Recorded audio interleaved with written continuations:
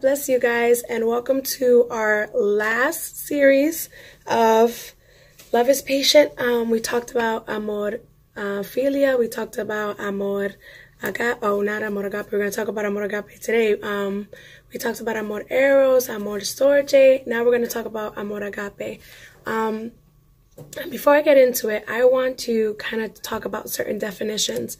So when I looked up the word agape, just regular definition of what agape is, I saw here, which is crazy, it says agape could be described as an adjective, and it says here of the mouth, wide open, especially with surprise or wonder.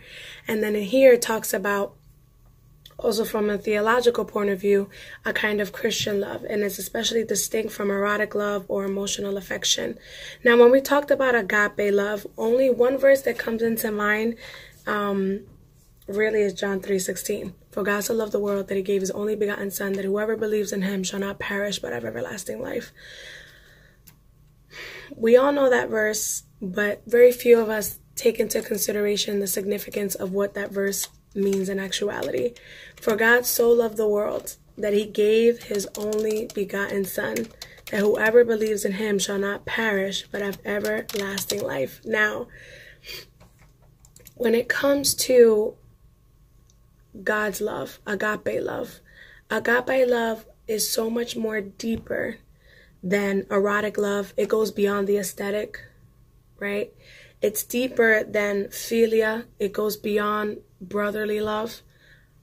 It goes beyond storge, before, beyond the love of what a parent has towards a child. Amor agape is one of the most timeless, deep, kind of love that doesn't make sense.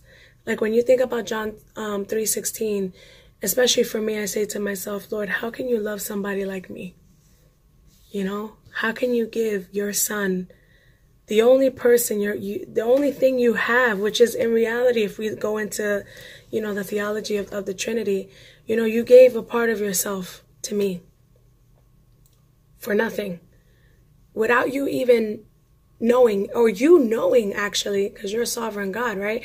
You knowing that I could never give to you what you give to me. I could never repay you not even an inch of what you've given to me, God. And yet you still chose, out of a very doesn't make sense love for me, you chose to save my life without me even asking, without me even thinking or believing that I needed my life to be saved in the first place. You love me despite my mess, despite how broken I am. In fact, you did this so that I can be broken, so that I can be saved in the wings of your love. Your love gave birth to grace so that I can love you, and I can be fully transformed by the power of your love. And that's what agape is. Agape is not just, oh, I love God because, he loves me because, I do what I need to do. Or he loves me because, I fasted all these days and I did this and I did that. So you know what, God? You love me because of what I do. No. There's nothing we can do that can equate to what God already did for us. Not saying that as Christians it's not important for us to practice spiritual disciplines, because it's always important for us to practice spiritual disciplines, because it brings us closer to the Lord, and it kind of helps us exercise our spiritual muscles so we can be more stronger in him, right? But it's not the foundation of the reason why God loves us. God loves us because he loves us. And for me, that every time I think about this, or every time I talk about agape love, I say to myself, Lord, this doesn't make any sense, because it's like, really, God? Like, that's it? Like, I accept you in my life, and there's like, okay, what about this struggle? What about this that I'm going through? What about this problem and this thing and that habit I have? And man, I did it again. And you're going to forgive me again, Lord? That's the kind of love that God has for us. Now, Please don't misunderstand me. I'm not saying that we have the mentality of, well, God's going to forgive me anyways because I'm going to do whatever I want. No, it's not that. It's just that God loves us so much that he created a space for us to be who we are so that we could find ourselves in him out of our own volition, out of our own choice. And God's love for us surpasses any kind of understanding. No man, I don't care what theologian you could be out there. You could be Tertullian, you could be C.S. Lewis, you could be one of the most profound thinkers of all theology. None of them could really define or adequately describe or put into words what God's love is. No words could substantiate or properly describe God's love for us because it surpasses all understanding. How can God love somebody like me, coming from a divorce, coming from a broken family? How can God love someone who struggles with addiction? Or how can God love someone, like, for example, I don't know if you guys know this, but it's Pride Month, right? And I bet you there's a lot of Christians out there pointing at, you know, these people who celebrate Pride Month. How can God love people like them? Well, you know what? Yes, God loves people like them. God loves people like me. God loves everybody. Does he love the sin? No, but we're all sinners. We all sin and fall short of the glory of God. But God's love creates a space for us to become intimate with him. And the thing about us is that we're so afraid to get into that intimacy for a couple of reasons. One, because we really misconstrued what God love is. We think that God's love comes with a price. And it doesn't, because the price was already paid in the cross of Calvary and then his resurrection. It was already paid. There's nothing else we can do to add on to what God already did for us. Or sometimes we think that God is going to treat us, that his love is not safe because all the love that we've experienced all our lives was not safe. You know, my mom and dad didn't love me, so, you know, God must not love me. Oh, my pastor did this to me, so you know what? Bump that. If that pastor or that preacher said or that prophet said whatever, God's love can't be real. And that's where we misconstrued God's love. God's love does not equate to any love of human form. It doesn't. It doesn't. It surpasses all understanding. It's a love that we have to take the choice to trust no matter what we experience in life. It's like for me, for example, I always say this. If it wasn't for God's love, I wouldn't have forgiven my ex-husband for doing what he did to me. I wouldn't be able to be the mother that I am now. I wouldn't be able to minister with everything I've been through in my life, especially in church. I would say that like 90% of all the hurt and pain that I've been through was in church, people. And I'm 29 years old and I've never left the walk of Christ, and I never left church because somewhere in that, God's love always covered me and hovered me and hidden me and molded me in a way where, he always whispered in my ear like, yeah, that's human love, but that's not the love I have for you. That's different. Don't let their love or their dysfunctional love affect the love that I have for you, or misconstrued, what you believe my love for you is. Like, don't let that fool you. And I encourage you guys to do the same thing. Like, just because church people hurt you, just because the preacher says something, like they look at you and they already have a preaching that's all of a sudden all about you, just because a prophet comes and says all this, not just because these so-called people, men and women of God, misconstrued their platform to hurt you, it doesn't mean that that's God's love. It doesn't mean that. If you want to know what God's love really is, read the scriptures. Read the scriptures.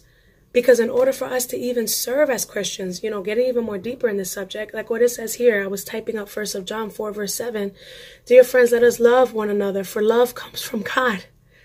Everyone who loves has been born of God and knows God. We can't love without God. We can't love people without God. And I speak that from my own experience. I mean, I remember going to a funeral the other day and seeing all these people and everything. And I'm like, Lord, going through things and thinking about my past and thinking about everything that's happened to me. And for me to still be able to hug, the people that have hurt me, for me to still be able to do all these things, to go to church and still minister. I wouldn't do it if it wasn't for the love of God. The love of God makes me do things that doesn't make sense. The love of God helps me heal. The love of God helps me hope. The love of God helps me, just be myself and love myself, even when other people don't love me. Even when people look at me and just by the sight of me, they judge me. The love of God helps me love myself even when I don't have the courage to love myself. The love of God helps me forgive even when I don't have the strength to forgive anybody. The love of God helps me press forward even though I don't feel like it.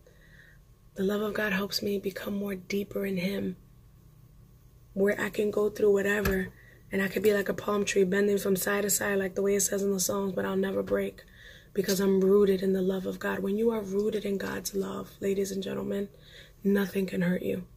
No one can hurt you. As human beings, we can feel the hurt, we can experience the hurt, grieve the hurt and everything else, but that will never, never separate us from the love of God. Like Romans chapter 8, we could be like Paul. Who can separate me from the love of God? Nobody. Because when we really understand what God's love is, that it is incomparable, that it is our strength, our life source, our reason for being and for living. Once we come to that knowledge and understand que el amor de Dios es nuestro oxígeno, it's our everything. Once we come to that realization, nothing and no one can stop us. That's why people ask me, you've been through this, you've been through that, how can you still serve? Especially a lot of ministers, they come and they tell me, how can you still serve? Especially, some people tell me, how can you still go to church, to those people, and they're judging you, they're talking about you, they're inviting you just because of the title, they're inviting you, but they're talking about you. I'm like, you know what, let them talk. Let them say what they got to say, because at the end of the day, the love of God lives in me, and I do what I do because I love the Lord, and above all things, I love the Lord. I don't do it for my own selfish greed, because if I were to love people with amor eros, forget it. That erotic love, forget it. I'll be all over these streets. Hello. If I loved people with just amor filio, forget it. Then my love would be contingent. It would be based on values, and I like my friend because we share the same values. Or when it comes to a love story, I love my kids, it'll be a minimal thing. But when it comes to love agape, it breaks borders, it breaks walls, it helps us be able to do and complete the impossible. So, needless to say, guys, don't ever let anybody discourage the love that you have for God. You can lose anything in life, and I speak from my own experience because it's true. You can lose everything.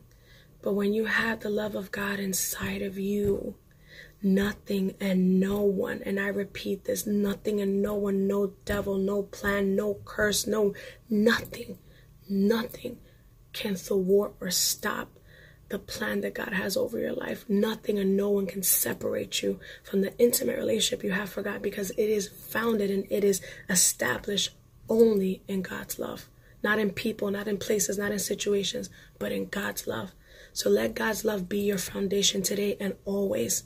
So that way, when life hits you, and it will continue until Christ comes again, we can be like Habakkuk and say, I'm going to stand on the ramparts of my foundation. I'm going to stand firm because I know who I serve. And God's love has been good to me. It's helped me be who I am. And it's helped me become a better person each and every day. And I wouldn't trade that for nobody or nothing in the world. So I really hope this encourages you guys. Like I said, when you have the chance, please read 1 John 4, the whole thing. Read Romans chapter 8, the whole thing, Get into the scriptures and really study what amor agape is. So that way we can all start continuing, or for some of us beginning, some of us continuing to establish that love, our foundation and our relationship with God on the love of God and on nothing and no one else. So I hope this series blessed you guys. Next week, we're going to be starting another series on santidad, on holiness. So I look forward to sharing that with you guys, and God bless.